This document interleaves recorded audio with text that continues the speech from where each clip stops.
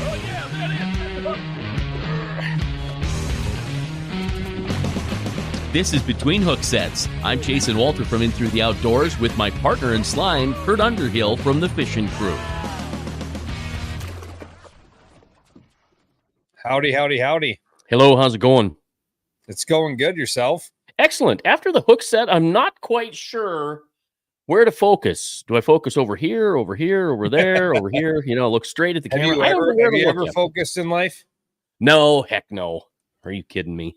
Yeah. My middle name has never been focused, and it never will be. Although tonight, I think I might be in a super focused mood. I'm pretty excited for our guest tonight. The Bills. Yeah, we've got the Bills. So Yeah. Bill Waeckerle and Bill Hines are going to join us. They are with the Walleye Restoration Coalition up at Akaska, and I've heard about them for a couple of years. And you know, it's time to have these guys on because it's time to have a talk. Because there was a ton of positive energy floating around the last meeting on August 22nd, and I'm starting to feel that positive thing. I like talking more positive than negative. I used to be a negative guy because I'm like, well, I can argue with, I can do whatever. So, hello there, Zach Queen. Let's get rid of this and let's bring those boys in and let's talk to the Bills here. How are we doing tonight, guys? Doing well, guys. How are you? Very good. We've got your thumbprint now so we can get into your phone. So unfortunately, we record everything here. Great to be with you guys. Yeah, we appreciate it very much. Thanks for inviting us on. Thanks for taking the invitation. You know, the interesting thing about the coalition, and let me just pop up your logo here real quick. Lake Oahe Walleye Restoration Coalition. You guys have got great things in mind. I know that you've had a number of meetings over the years. There've been some meetings that have had some negativity to it. Some people upset, this, that, and the other thing, but we're not going to talk about that today because the last meeting you guys had, I heard, and Kurt was going to go, I would have been there if I didn't have to do the motocross thing down in Renner, South Dakota. So I would have been there. It would have been great to be there. But you're here tonight to tell us about what happened on August 22nd, what you heard from the GF&P, what their efforts are. There's so many things to go through. I think before we start that, let's kind of start in the beginning and how you guys started this, what this is, so people that don't know understand what you guys got going on and why you started it. I think we all know why you started it, but let's just kind of talk about it. And anybody watching tonight is going to kind of be an eye-opening event. You know, I think there's a lot of information people misperceive. There's a lot of things out there in the world of the walleye world and fishing and the Lake Oahe in itself. I think we're going to learn a lot. So why don't Bill, one of the Bills, kick us off? Where did this start from? Why did it start? Go for it. Well, for several years, Bill Hines and I were involved in building the fish cleaning station here for Casca because we knew that was needed. And we raised the money. Bill was a retired contractor, so he did the construction, and I was in charge of raising the money. And during that time, people were complaining. Businesses were complaining up and down the river. Fishermen, guides were complaining that there weren't enough walleye in Lake Oahe. And I told them, you can't just complain and call one or two here and there.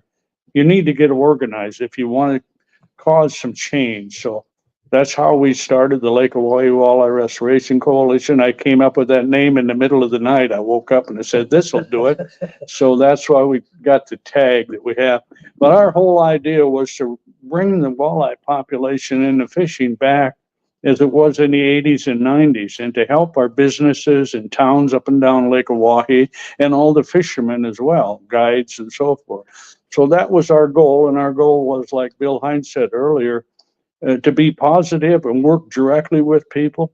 We've been criticized for this, that, and the other thing, but that's normal amongst fishing people. They always criticize things, so we accept all that. But we're working, and as we got into this with Game Fish and Parks, with 7 or 8 meetings, studying their facility, visiting with their technical people, we quickly realized that the problem with getting enough fish stocked in Lake Oahe was that all the game fish and parks people throughout the state were competing for those resources. Those resources were limited.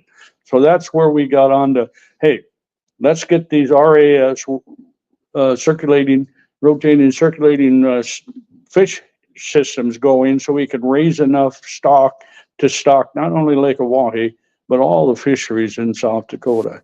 So that it's been good. We've had good relationships with the hatchery manager. He's done a wonderful job, Michael Barnes, and Mark Fensel, who's in charge of Lake Oahe, and Sharp. It's a biologist. They've been very helpful to us, working close. The game fish and parks and the bureaucrats have been a little slow getting things online. We're not very patient. I'm 76 and Bill is 70. We don't have a lot of time to mess around here, so we'd like to get this fixed for you younger fellas if we could. Thank you. Thank you very much for calling us younger and for getting this going. You know, I mean, it's not nothing. I don't want to take negative, but it's nothing that it's not been already said. But, you know, for the longest time, they would argue that stocking Lake Oahe works.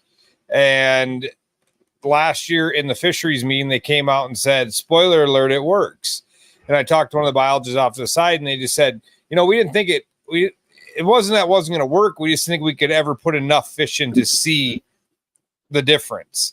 Well, you know, like I tried to tell them, you put 200,000 in and 20% make it, and they spawn, you're going to have reproduction over time. So, I mean, it works. I mean, at the end of the day, it works, and it's going to work. And getting the fit, you know, we've always been, Lake Oahe's been where they've taken eggs from. You know, they're guys, not really putting them back. I studied that quite a bit off of their own website and studied all the numbers that they put in there since 1971. And they quit stocking in, I believe, 78. Well, they put millions and millions in there before that. Well, fishing was pretty good in the 80s and the 90s around here. And now all of a sudden you take Mother Nature or the Corps of Engineers where the water levels go down, and they hurt our spawn, they hurt our rainbow smelt population. We all know what happened in 2010 or 2011 with flooding over the dam. That destroyed everything. Okay. And I think they're realizing that the stocking is working and it's going to make a difference. We're the cattle prod that keeps pushing them and say, okay, if that works, let's start pushing that stocking thing. I don't know if you guys are familiar with the recirculating aquacultural systems, the RASs. It's a round tank. They grow these eggs using tablets and warm water and filtering the water. They can grow a walleye in a tank in a building to 14 inches in 1 year. And they will reproduce in the wild.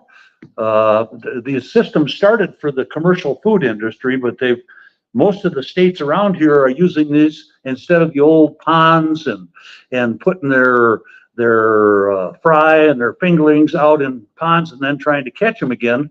They keep them in the RAS. And they've got one operating at Cleghorn, and they're building another one out there, and then they're kicking another one out at McKinney.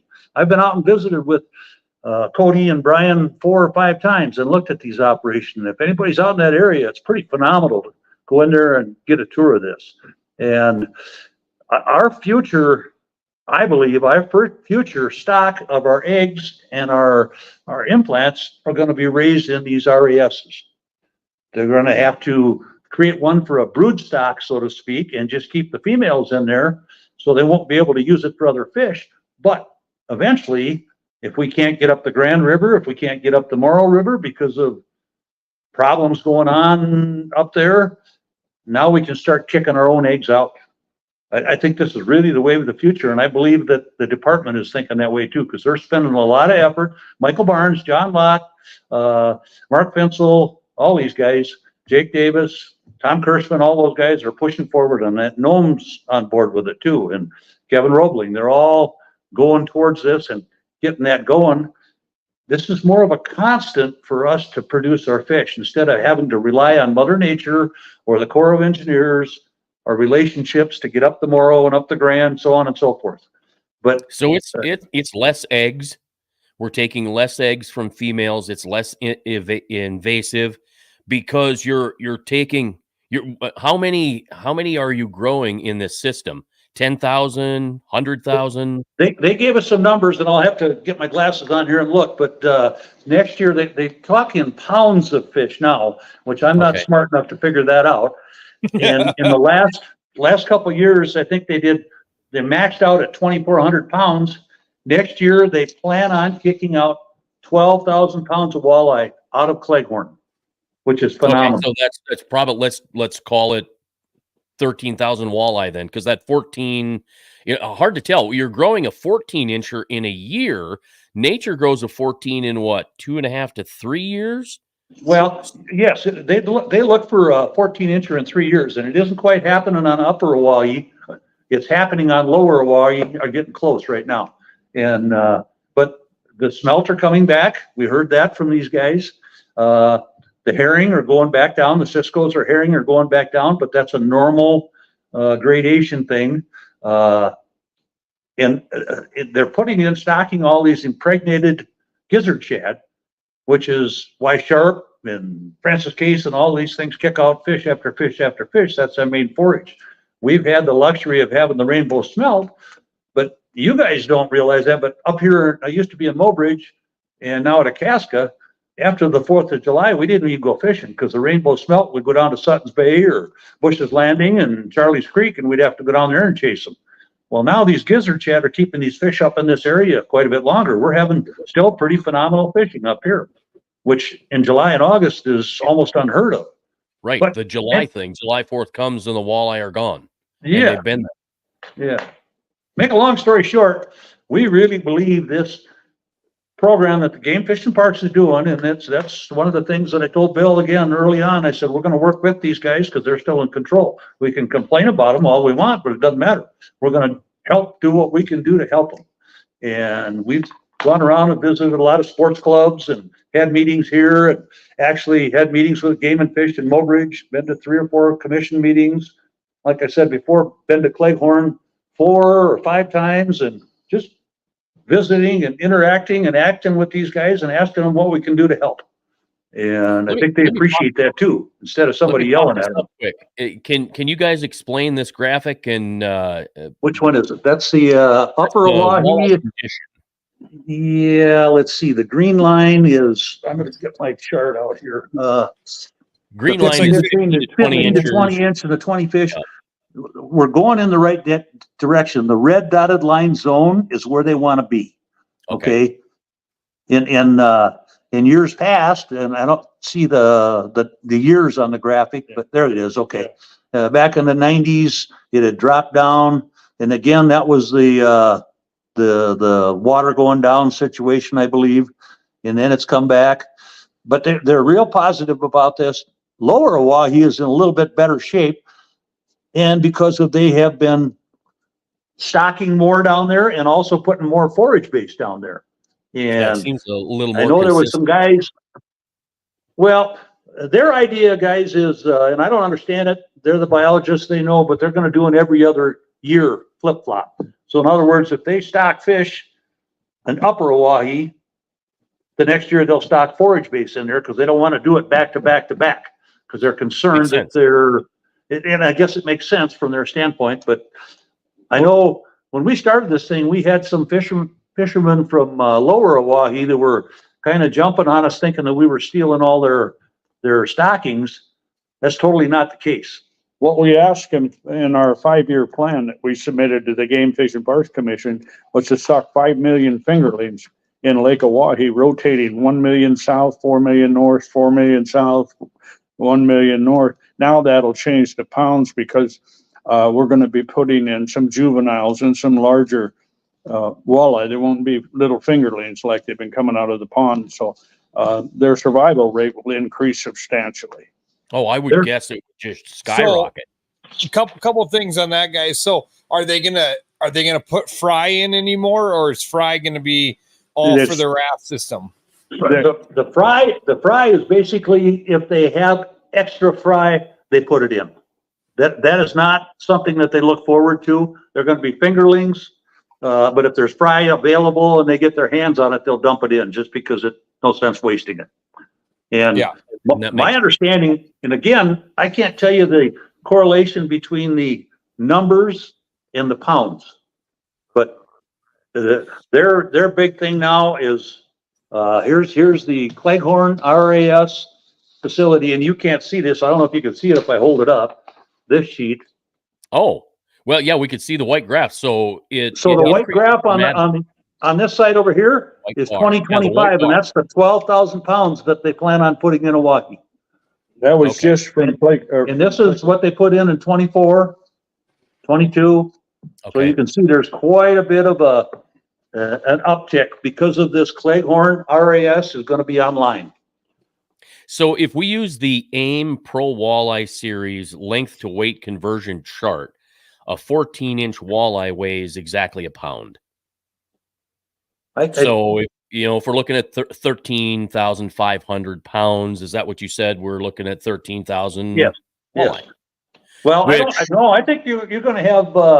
I think they're going to put fry in there 2, 3, 4-inch fish. They probably won't be 14 inches. They put some of them in Sheridan Lake 2 years ago, but they probably won't transport them all the way out here to the river. They'll probably be twice the size of the ones coming out of Blue Dog or bigger.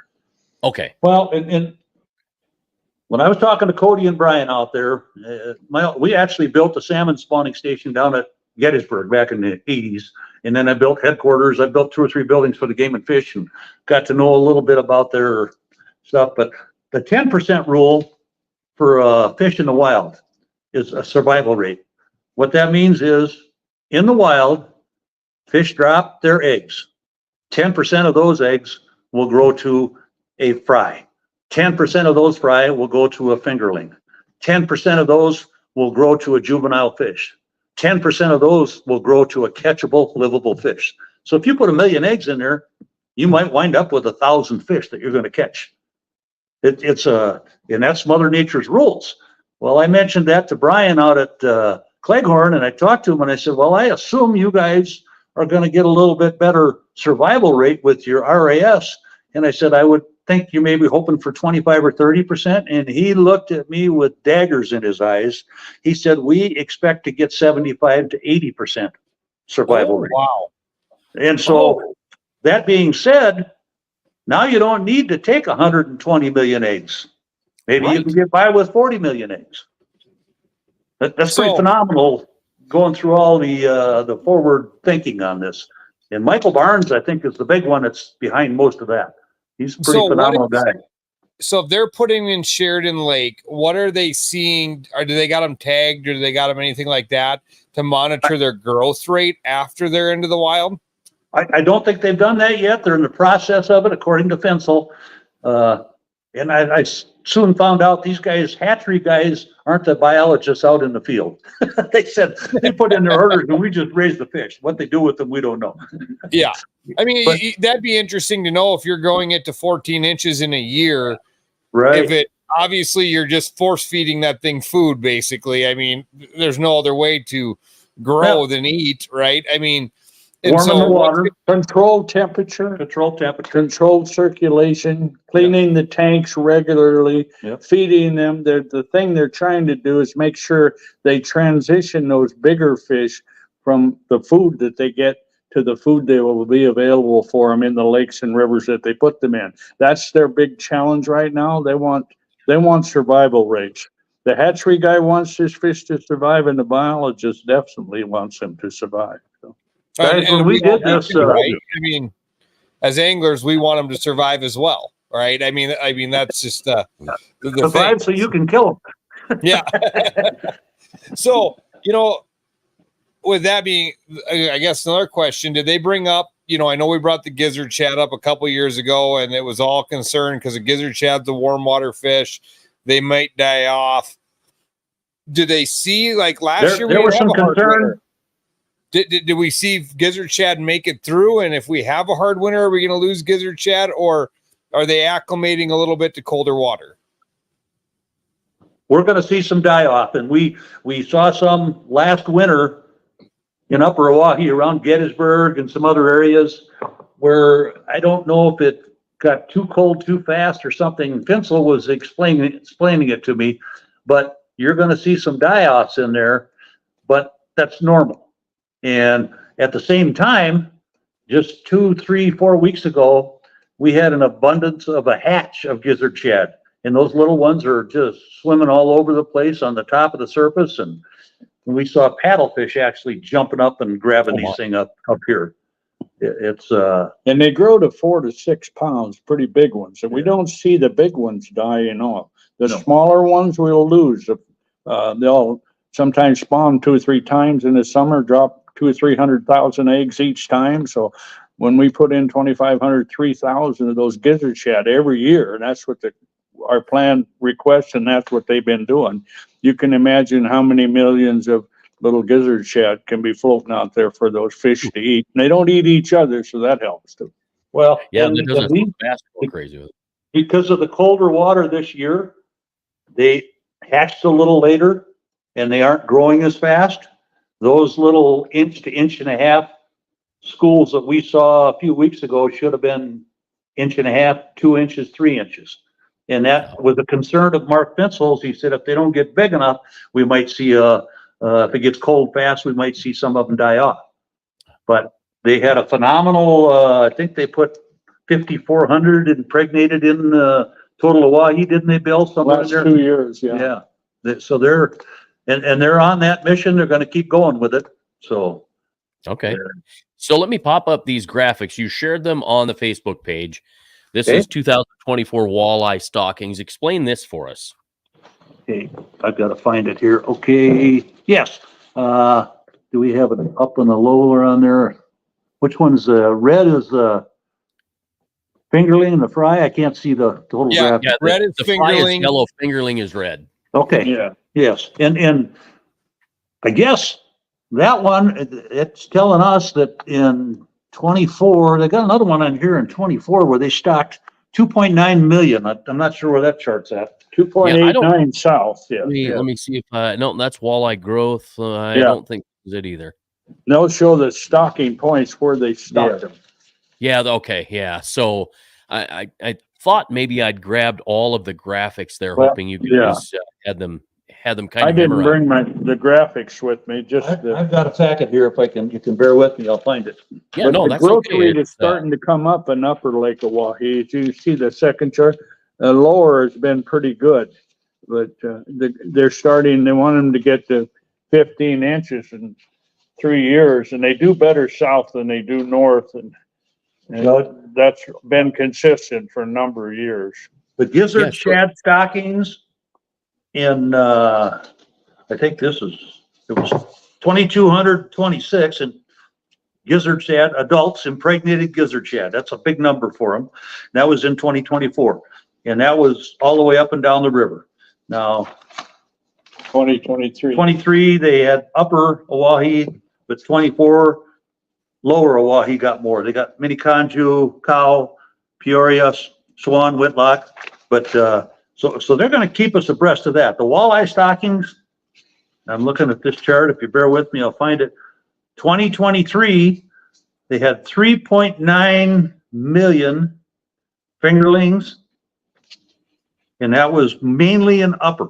There was some in the lower, but then you go back into 2024, and we had 2.887 million fingerlings, and they were all in lower. Okay. So that's, just so people know, we're calling the 212 the dividing line for upper and lower, correct? Correct. Yes, correct. Yeah, that so people understand that when we talk 212 upper and lower, we're talking 212 south is lower, 212 north is upper. So the Gettysburg area. Right. And it's been explained to me one of the reasons that they grow faster on the lower is obviously because that's where the herring, the Cisco, and the rainbow smelt hang out.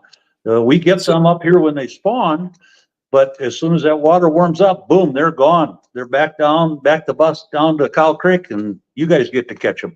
But so now we have a comment in from Mike Peluso. I don't know if you can read that. It says, now if we can get North Dakota to help stock the upper end, we'd have a perfect storm.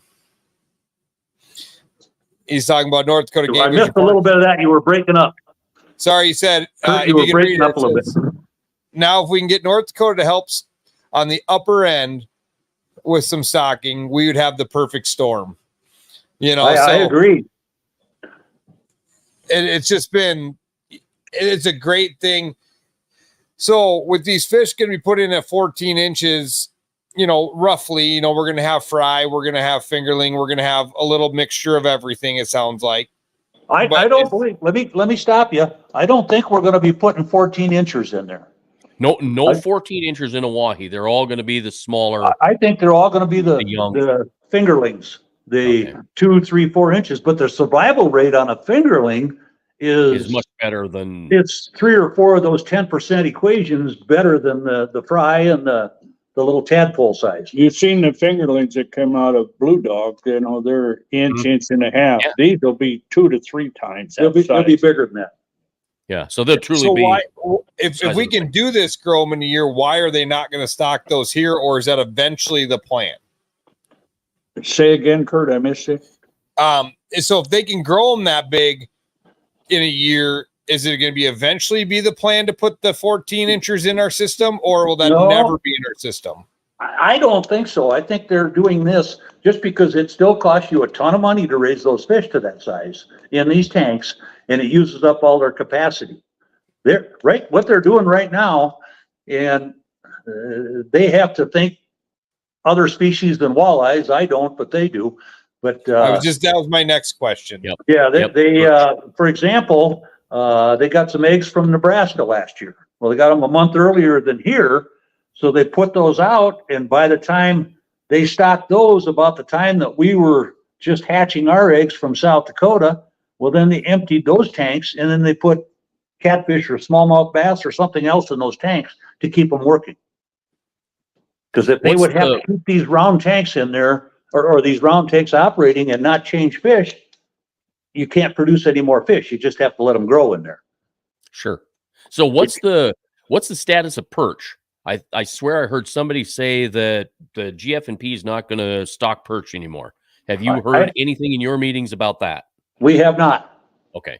But what they want to do with these recirculating systems, when they do the walleye cycle and they got the walleye all out in stock, they want to raise fish for urban fisheries for around our towns and cities, so these kids have something they can go catch. My basic thought, and I say it every time I'm in a meeting, every mom will let a kid have a fishing pole, but not every mom will let them have a rifle or a shotgun. So if we want to have outdoor activities and people involved, fishing's the way to go. And kids love it. 100%. I mean, and honestly, like if you look nationwide, the urban ponds with the 3R program is a big part of the 3R money comes is, you know, the fishery side of 3R goes for urban fisheries with green sunfish. So that's a federal program that brings some of that dollars in for that. And, you know, I don't disagree with that. I mean, I think we all could say we started on a bluegill at some point. You know, I think some of my earliest fishing memories were sunfish off our dock in Minnesota. You know, I mean, like when I go up and see the grandparents, I'd catch sunnies off the dock with corn. It's a great thing. It gets us all hooked. But like I tell them, I said, that's great. I'm 100% for that, but we don't own $150,000 walleye boats for boats for green sunfish. Right. So we have to do just as much, if not more, for the walleyes as well, or the other species. And if they're raising catfish, all they need to do is come to Lake Oahe, and they can stock every lake in North America in catfish. The money is in the walleye. The money is in the walleye. That's what brings people to South Dakota. That walleye is the money fish. The other one is the fish in the urban fisheries that keep kids involved in fishing and will have a future of fishing. Kurt, when I had our first meeting with Lot, Pencil, and I don't know, a bunch of guys were there. And after a little bit of discussion back and forth, I said, and we were just thinking Oahe at the time. We've soon discovered that this is Lake Oahe, but it's South Dakota walleyes. Everybody needs walleyes. But I looked at them and I said, what's the biggest tourist attraction in South Dakota? And I said, I think we can all agree it's Black Hills. What's the biggest attraction out there? Mount Rushmore. I said, if you take Mount Rushmore out of the Black Hills, you're going to lose 30, 40, 50% of your tourists. You take walleyes out of Lake Oahe, you aren't going to have anybody coming. Yeah, And, right. Oh, it's a 100%. dead sea when the fish aren't biting. yes. Whether it's bobs or south or west, whatever. If the fish aren't biting, it is a dead sea, and there's nobody coming to town. The few years where those fish turned into little 12 and 13-inch skinny things because of the lack of the forage, that fishing numbers were so down. And if you look at the sales tax charts up and down the Oahe River, there's people that dropped from 18 to 30% for 2 or 3 years. I mean, these motels, resorts, gas stations, I talked to them all. Frank Smith's tourism committee on there, we talked to him quite a bit. And he said this last year, because of what the game fishing parks are doing, and we like to take a little credit for that. I don't know if we can, but we like to. And he said his numbers are up immensely. And that's what we're after. Everybody, you put fish back in the system, nobody cares about too many guides, too many tournaments, too many anything. It's all good. We've changed their way of thinking, I think. I think we've convinced them that stocking works. I think we've convinced them that putting gizzard shad in every year works. And we've convinced them that these RASs and numbers of stockable fish are the key to survival for our walleye system statewide. And also for the urban fishery. So I think they're all trying to think, we're going to go to game fishing parks, pat them on the back for what they've done, and give them a little spur again to keep them going, keep them funding these guys in the field that are trying to do all this good work for it. So I know something I saw come out of your meeting is they're talking about building this RAS over on Blue Dog in an empty building, correct? Correct. Mm-hmm. So is there any talk of changing the old fisheries to this, or does one need both? I heard some talk, Kurt, that they're going to refurbish some of the infrastructure at Blue Dog because I believe they need both. I don't think you can get by with just an indoor tank. We have also introduced Michael Barnes and his staff to Northern University because it would be an awesome extension service and an internship service for their students. And they're looking for something up between Blue Dog and Oahe. Part of the problem with these fingerlings, when they raise them in this RAS, they got to transport them. Yeah. And they get harder and harder the bigger they are.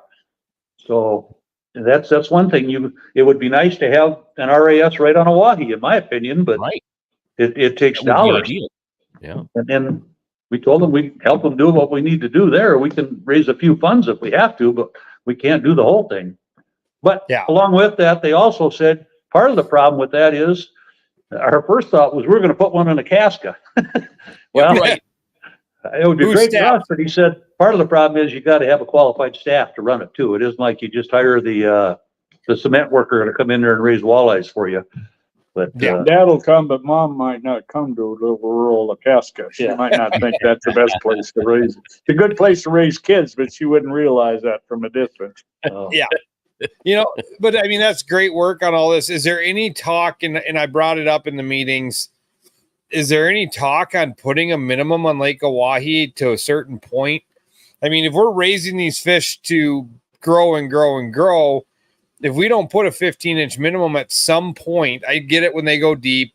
The deep water hooking ain't good, but why don't we have a minimum on Lake Oahe until July? I don't think that's a problem like it is down south from what I've seen. But we've talked about that a little bit, and Pinsel is the guy that discusses that. But he thinks if we have a balance, Kurt, of fish, if we're stock them, alternating up and down in Lake Oahe, that we'll have a balance of fish from 4 inches to 36 inches in that system. And if we have 4-inch fish, we should be able to maintain that. And with that regard, and if we can keep our natural spawn going and not have to depend on those eggs, that we should be able to survive with stocking 5 million or the equivalent in pounds every year in that lake. We have discussed that with him, and at this point, he doesn't think it's a concern or a problem that we could help ourselves out by doing that.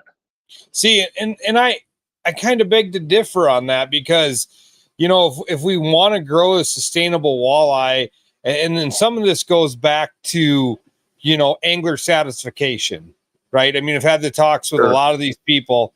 You know, I think if we could literally look at keeping the fish 15 or 14-inch minimum and letting some of these fish grow up to what we want to catch, the 15 to 18, whatever, why wouldn't we want to do that? Why wouldn't we want to bring that, you know, limit them and let them grow up? I mean, that's just my opinion. I express it every time I'm in a meeting with them, is you can't tell me taking thousands of 13-inch walleyes out of the system don't hurt fish growing up. I agree totally. Yeah, I agree totally. But I think one of their answers coming back is if we can keep this forage base in a shallower water zone where these smaller fish reside, they're going to grow faster. And I think that's what we're seeing. The Cisco's and the Rainbow, there's a ton of big fish out there, but they learn to adapt in the 40, 50, 60 foot of water. The little ones don't figure that out for a couple of years, I don't think. And so pop that back up. Kurt, pop that back up. So let's give that a minute or two here. So you want to read it, Brian? I would just, Corey's saying, I would say bass fishing would bring more money into South Dakota if they'd concentrate on smallmouth and start stocking largemouth into sharp. I guarantee sharp would bring more money than a Oahe. When they took the size limit off of sharp, it hurt the smallmouth population badly. All the guides started taking limits of smallmouth over 18 inches. I guess I don't know anything about that. Yeah, I don't either. I don't, good thought. I don't think people are going to come to South Dakota for bass fishing. I really don't, but maybe I'm wrong. I mean, we're getting more and more. I mean, the Bassmasters Elite shined a light on it, and I don't disagree. I mean, I don't disagree that bass fishing, I mean, it's going to help the South Dakota in money in general, but we got to worry about one population of fish first. And Corey, I think our backbone personally has always been Lake Oahe is a destination walleye fishery in the world. I mean, if you talk to anybody across the country, they talk about how they wish or how they've been or how great Lake Oahe has been. And that was going to kind of lead into my next question is, over the years, you've heard these, they try to put Atlantic salmon in, they try to do all these other things. And I mean, hopefully they just stick with walleyes until we get the walleye population strong and sustainable. And then, that is our goal. And then you look into everything else, My friend from Canada that's been through this up there with stocking walleye and everything, he says, Bill, he says, when we first started this, I talked to him 4 or 5 times, get some concepts. He says, remember, the biologists all go to the same school. And they look at that lake or the river system like an aquarium. And they want all these little different kinds of fish swimming around in there. So remember what you're dealing with when you do that. So to your point, they don't necessarily always agree with us guys that focus on certain types of fish for certain fisheries. Kurt, I'm going to hang on to my first statement that I made in Mobridge that you take the Black Hills or Mount Rushmore out of the Black Hills. It's the same thing as taking walleyes out of Oahe. It's going to tear the place apart. I 100% agree with you. And I mean, people might yell at me for saying this, but the truth. What I was going to say, it's the truth, but what I was going to say is, Lake Oahe can be we can have different fisheries. If we want to start stocking sharp with other things, because them walleyes don't get big on sharp. It produces walleyes every year and it does what it does. It's never going to grow a state. I mean, I shouldn't say it's never going to grow a state record, but if you think of that, like it doesn't have the forage base and it doesn't have the stuff to grow these things big, start stocking on one of those. Or how many lakes over east could benefit from smallmouth and largemouth? And Kurt, I grew up in Aberdeen, and we had a cabin at Pickerel Lake when I was a kid, and they started stocking smallmouth, and they put them in every lake over there. And it's actually torn those lakes apart. I mean, some of them are coming 100%. back, but in my opinion, a smallmouth bass is a finely tuned eating machine. They eat a lot of little walleye. That's all They they do. take the walleye right out of your. We've got a lot of smallies up here now. Way too many, in my opinion. Yeah. Yeah, But- you know, the smallmouth thing though has become so popular. Troy Dede's state record out of Oahe. Sure. You've got the Bassmasters coming and fishing it. It's been, you know, it's just been huge. You know, it just kind of blew up. And I've gone out and I've done some bass fishing with Casey Briggs and done some top water stuff. It's a ton of fun. I get it. Oh, it I is a really- blast. You know, and that's great. I hope that Oahe can sustain a bass population, but Oahe's bread and butter is walleye. I agree totally. What do you guys think we should be doing as a coalition? I know, Kurt, you had even suggested if we had a board of directors, you'd like to help us with that some time ago, and I appreciate that. But what do you have any ideas, suggestions for us? We're going to stay on this. I think. Go ahead, Jason. I was just going to. I have one real quick. I follow the Saskatchewan Sport Fish Research Group out of the University of Regina. It's Dr. Chris Summers, I believe. They've got a fantastic program up there. I'm not going to get into the weeds on it, but look up Saskatchewan Sport Fish Research Group on Facebook. They tag and they keep track of walleye, and it is amazing. The stories that come out of this Facebook page and this group is phenomenal. It's maybe something, and it's a program of researchers from the University of Regina up in Canada. So can that be done at Northern? Gosh, I hope so. So I think it's something to look at. I think it's another opportunity. So check that out. See what you think. You know, I wrote it down and I will check that out. Bill has good connections at Northern. So. Yeah. It's amazing. So Kurt, you're next. You know, you're going to open a can of worms with me. You know, I think first and foremost, continue stocking, continue working on the RAS systems, try to get a fishery built on the river somewhere. You know, that would be incredible if it's Mobridge, if it's Pier, if it's wherever, because, and then once we get Wahi going, and I think we need to look at South Dakotas in general. Like, I mean, Francis Case is a struggling fishery. I mean, I've been doing tournaments down there and I watch the weights go down every year, and the fishing gets harder and harder and harder every year down there. And you talk to a guy like Austin earlier that's been fishing tournaments in April down there for 20 years, and he'll tell you, I watch the numbers go down every year on the weights that come in. It gets beat up with out-of-staters. It gets beat up with in-staters. It just gets beat up all the time. With guides. With guides, with everything. I mean, not just guides, with general fishermen, with everything. Right. I mean, I'm not going to single any group out in this. No. I think there needs to be more research done on the deep water hooking. I don't think putting them back in nets is the right answer to tell me if they're going to live or not.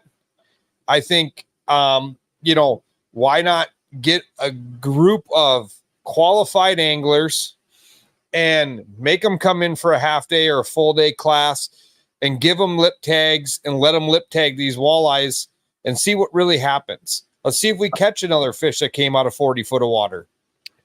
You know, I mean, I think that would be a great thing to progress into. And I really think our, you know, I don't want to be the guy that says this, but if they're sticking by 35 foot of water kills all the fish, then why are they limiting just to 1 over 20 inches? And I don't want to be that guy, because I want to grow big fish, and I don't want somebody to go out there and be a pig and take 4 over 20. But if you're telling me it's dead, why are we putting it back? Why are we not protecting the smaller ones and protecting the big ones? I think there's a little bit of maybe, I don't want to call it suspicion, but maybe not as factual as what they want us to think on that mortality study that they've done. I don't know. But I think Mark Finsel is putting some tags out there and studying these fish. That I think he's in the process of doing that right now. And so Mike Palouse said, I've got great perception on the slots I've experienced over the years. It would be a great topic at some point. You know, I mean, you look at North Dakota, and I said this to Finsel, and they say it's a different fishery, which it is. I mean, we can agree Northern Oahe and Southern Oahe are two different fisheries, even Correct. though they're in the same body of water. Yeah, right. But North Dakota, they stock every year on Chicagoia. Every year. They've done it for I don't know how many years. And they have a 5 fish, no slot, and it works year after year after year. I agree. And So- they maintain their smelt better than we do because of their intakes at the dam. That's a big thing. 100%. So let me They've ask been you this. stocking, stocking is a key to it. Yeah, let me when ask they you this feed, real we have to feed ours. They got enough food normally, but they do put smelt in there too. Okay. Well, So I agree now with you guys totally. with what Mike said, I can invite Mike to come on real quick. If you want to, Mike, if you want to come on, we can bring you on for 5 minutes and say what you want to say. Because maybe I'm going to send him the link. And Hockey Mike, puck? I fished with him up Yep. at Indian Hills. Yep. So You know, I if, mean, like I said, I He's a think you better guys. fisherman than he was a hockey player. No. I think you guys are in the right direction. You stay with them. You stay on stocking. I mean, I think that's a key is keep stocking. And like you said, we live on Lake Oahe. We're focused on Lake Oahe, but Jason will tell you, look at the charts over east. I mean, he'll tell you the charts are terrible. Well, you look at the over east lakes and the fishing isn't good because they get beat up. They get beat up year after year after year. We got Mike hopping on here. This is going to be fun. Let me point this out. This is the alarming part. Over the last 15 years, I've been looking at these graphs. The number per net is 0 to 5. It used to be 0 to 10 to 15 to 20 to 25 to 30, and that number's changing. And we certainly need to to do something about that. And I applaud your guys' efforts. I think it's fantastic. Mike, hello. Oh, You're I don't muted, think we can buddy. hear you. Hit Hi, your Mike. mute button. Are you there? Yeah, we lost him.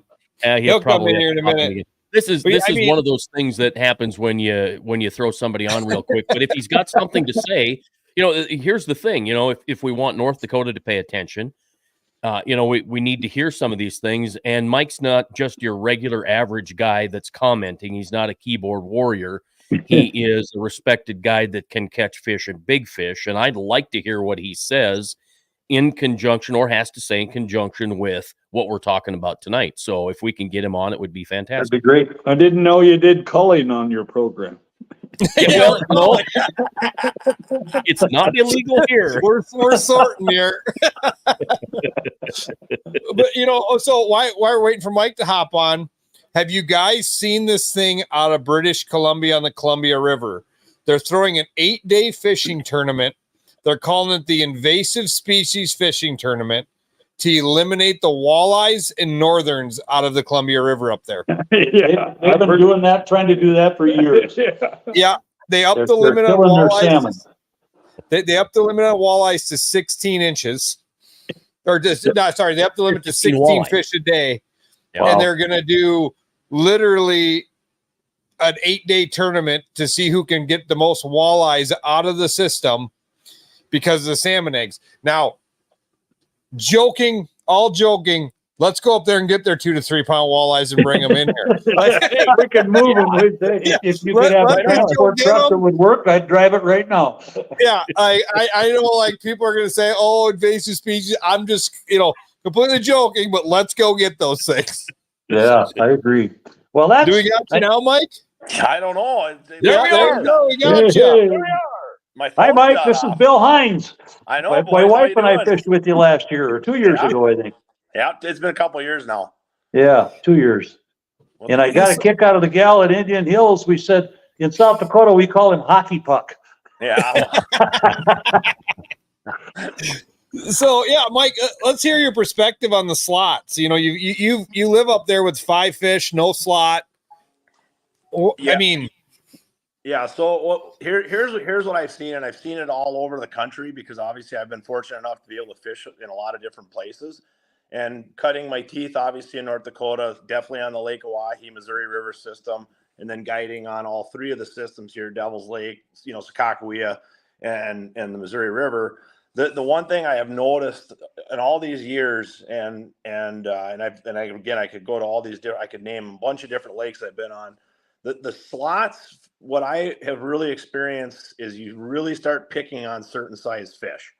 And once you start doing that, then all of a sudden you have a heck of a time trying to find fish that you want to, obviously catch and keep. So what I see on Sakakawea, Devil's Lake especially, is I'll just use my guiding right now on Sakakawea this last week. I mean, we had a mixed bag. We had some 13 inchers in the basket. We had some 15 inchers. We had 18 inchers. We had 21 inchers. And certainly a lot of those fish are coming out of deeper water. So I'm telling my clients, the good news is we're going to catch a limit. The bad news is we're going to catch a limit. But I think what happens is in an overall picture, nobody's beating up on any particular size of fish. People are pretty good about, the not keeping the big fish, especially in my experience as a guide. People are really good about throwing them back and letting them reproduce. We monitor it pretty good too. Like, hey, that's a good eater there. Throw it in the box. And it seems like, especially with Devil's Lake and Sakakawea, I mean, there's just a good mix of fish in all sizes. Because again, we're not just keeping, 14.25-inch fish because now they hit that cut line. We're keeping some that are 13 inches. We're keeping some above that. So I think it just spreads it out. And I've talked to our biologists up here about it because I've wondered why. And I have pushed really hard to kind of almost mimic your guys' South Dakota a limit, just a 4-fish limit in North Dakota, but with no slot, and then give 3 fish per day on a 3-day total possession. So you lose one each day, you gain one on the back end, and that's more for people coming in. But that's just one less fish coming out of all the systems every day per angler. But I've really noticed that the slot lakes are the ones that are in trouble, and that's. You look at Leech Lake, you look at, all those lakes over Minnesota. I mean, those guys just beat the crap out of the fish that they can keep, and then they can't find anything to keep anymore. So that's been my experience over the years. And it seems like our 2 lakes, our big 2, Sakakawea, Devil's Lake, without slots, I can't believe how well they do. And certainly our Game and Fish does a good job stocking. And I think that goes right along with our boys right now talking about, what they're talking about. With trying to stock forage and just keep the ball rolling. Because you know what, I don't care what anybody says, more is merrier, and the more you put in there, the more chance they have. And Absolutely. These systems are big enough; they're going to sustain that type of population of fish being put in there year in and year out. And that's why Put more fish in and put more forage in there. Yeah, 100%. It's big enough; it can sustain it. That if North Dakota would start stocking this upper end a little bit harder, that would be nice as well. I do know they do stock some of the forage stuff like you guys are talking, which is good. And we've got something going on up here. I don't know what they are. I've been trying to figure it out, but our fish up in Upper Oahe through North Dakota are really healthy right now. And they're finding food, and they're finding a lot of it. I don't know if it's smelt. I think it's that gizzard shed. Gizzard shed. And it might be. They're doing really well. So There's a bunch of drum too. Yeah, and they do. They eat a lot of baby white bass, drum, crappie. There's a hell of a perch population up here too. And there's a lot of perch. Yep. Yeah, so I think it's prime. I think it's just ready to go. But yeah, that's my only thing with slots. I've just seen way too many lakes that have them that just don't seem to do well.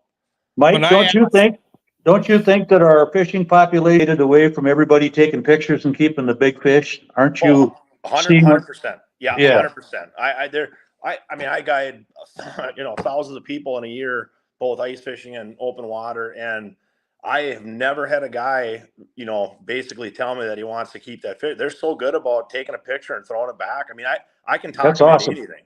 And I think that's great. As soon as we get every taxidermist to only do replicas, we'll have it made. Well, this is all I do. I mean, I just do canvas prints and throw those fish back. Oh. I mean, I got enough. Yeah. I got enough fish on the wall. I don't need them on anymore. So, everything behind me is fiberglass.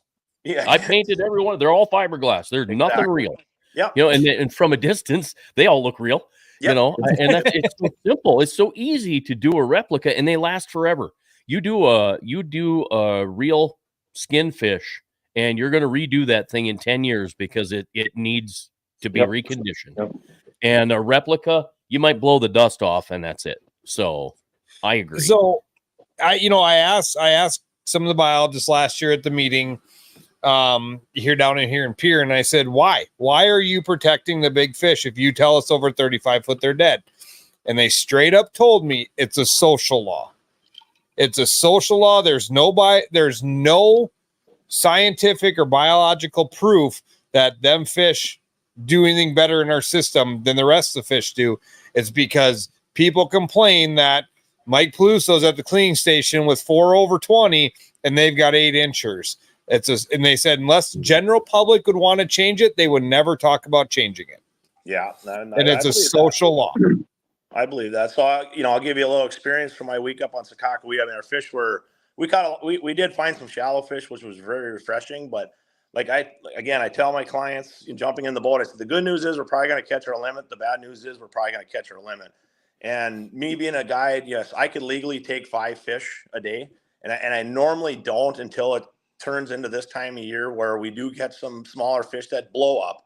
Now, I do tell them when they hook a fish, no matter what, I tell them to take it really slow. And we kind of baby them up in, and I check every fish that comes in their mouth to see if the bladder's out, if it's really red, whatnot. And if it looks like it's got a chance, we'll send it back. Obviously you can tell. I mean, you can tell the ones that are, under a lot of duress, and it seems to be working because, I mean, there's a ton of pelicans up by us. Now, I did talk to a diver last year, and Sakakawea was in a really goofy mood last year where those fish were deep all year. And he was diving on a couple pretty popular spots. And this was shortly after a tournament where guys were all pre-fishing. And he did say there was quite a few dead walleyes down there, but he goes, it wasn't anything over, alarming. But at the end of the day, I think every fish you try to throw back, it's got a chance to live. I really do. Mm-hmm.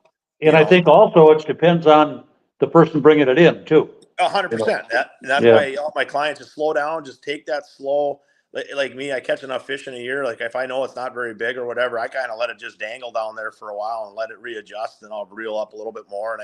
And then I know that fish is fine. But the guys that are cranking them in, 100 Mach 10 coming up and the eyeballs pop out, throw it in the live ball. Don't feed it to a pelican. Yeah. This is my opinion only. I used to scuba dive, and at 33 feet, you'd have to stop and decompress. You go to 66 feet, you'd have to stop, decompress. Right. And it's kind of, in my opinion, it's kind of the same thing as the walleye, but I don't know that for a fact. Talking about the slot back in the 80s out of bushes there used to be a competition, see who could come in with a full limit of over 6 pound fish. Right. And I hope that the ethics of the fishermen have changed where that wouldn't be the case. In the event they would do something about the slot, but they were loading up with them. I think they wouldn't fit on the cleaning tables. It was a mess, Yeah, and I agree. There's always a few, but I think that in general has changed quite a bit. Don't you guys? 100%. Oh, I agree. And I think the big thing is, and we've talked about this, they try to bring the perch limit over east down, do these things. And I don't think it's a fisheries issue. It's a social issue. You got these young guys or all guys of all ages that want that hero shot on Facebook, and there was a deal in Minnesota. A guy was telling me about, he said that there was a lake in Minnesota. They did a survey on it. The limit was 5 fish on this fishery.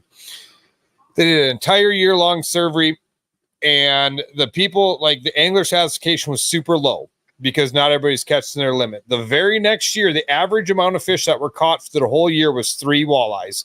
They changed the limit to 3 walleyes. Angler satisfaction tripled because they caught that magic thing called the limit. Right? Go home and say they caught their limit.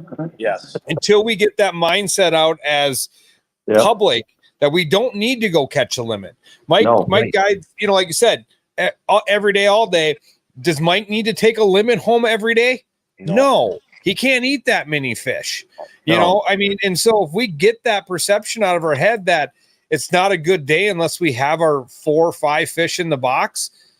And I'm not saying there's not times that we've all done it. We've all went and caught our limit, and we take them home and we do it 2-3 days in a row and we have some fish. I'm not doubting that, but when you're out there every single day trying to just see how many pictures on Facebook you can get, I agree. You're devastating these fisheries.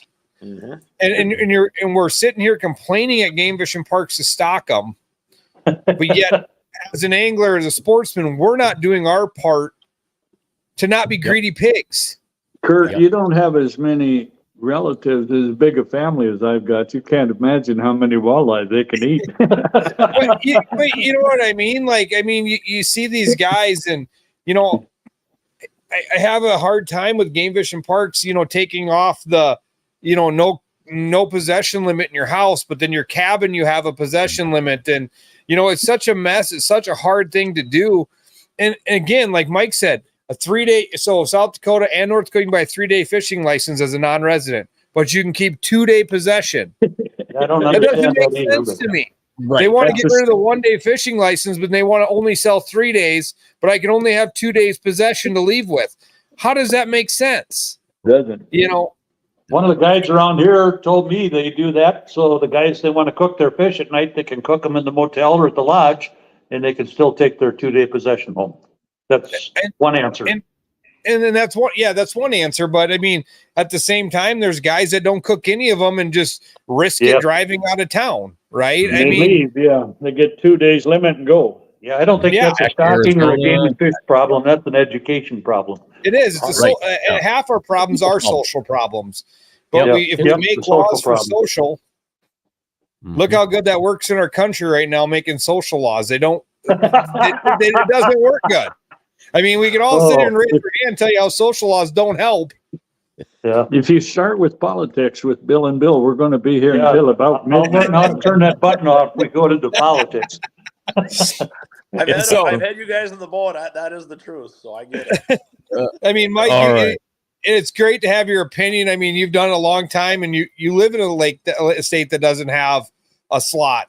And maybe if people see that and understand that I'm not advocating to get rid of it, but if it makes the fishery better, and if you say we're killing them over 35 foot of water, why are you making us put them back? Yeah. Right. And that's where I get in with my clients, especially this time of year, is, you know, I tell them, hey, we're going to catch a limit. And as soon as we do, we're done fishing. Like I apologize to them. I said, hey, it's a good day. You got some fish now to take home, and we're done. And it's not like they're in 15 foot of water now. No. So I just tell them flat out, whatever we catch, you guys, let's say I got 2 guys in the boat, we get to keep 10. I said, once we got our 10th in the box, we're done. We're going home. Well, I went to Northern State University. If you guys want to watch the Gypsy Day Parade, come on up here in about October, November, and look at all the lines of boats trying to catch these big dogs. Oh, yeah. You've probably been up here. I don't know. Yeah, it'll happen again. Yeah. I stay as far away from that as I can. I go around the corner and go up tomorrow and catch some fish. Yeah. There you go.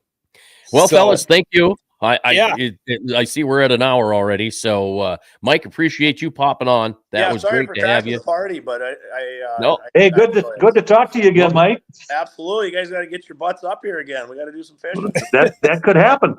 It might. Say, all guys, right, I want to tell you before we leave. Thank you, guys. We're going to keep doing what we're going to do and keep proceeding it the same way. We're going to do whatever we can to help this fishery get better. We're not pointing fingers. We're not blaming people. We're going to help it get better. Yeah. And let me just pop this up real quick because it's not going to cover you up. But if you want to follow along, want to know more, got a Facebook page. You have a website too, I believe. And it's the Lake Oahe Walleye Restoration Coalition. You'll learn plenty if you visit the Facebook page or go to the website. If you want to partake, be a part of it, you can get a hold of Bill and Bill. They do answer their Facebook messages rather quickly, and you can be a part to help out. Take part. Thank you. Thank you, everybody. Appreciate it very much, guys. Thank you. Thank you. Have a great Labor Day weekend. That was good. Yeah, we're what the hell's up with electricity?